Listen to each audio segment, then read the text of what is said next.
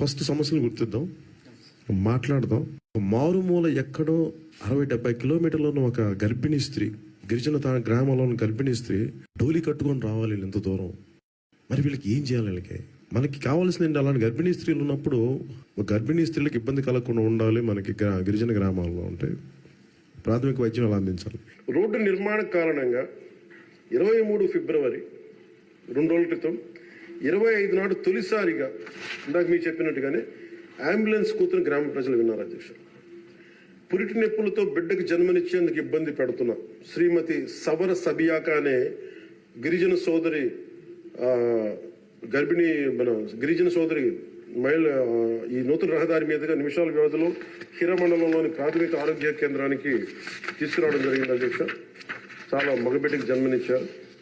ఈ రహదారి ఏర్పాటు ద్వారా 6 గిరిజన గ్రామాలకు సంబంధించిన 1260 మంది డోలీ మోతల కష్టాలని ఈ రాష్ట్ర ప్రభుత్వం తీర్చింది. అధ్యక్ష, ప్రభుత్వం మంచి ప్రభుత్వం ఇది.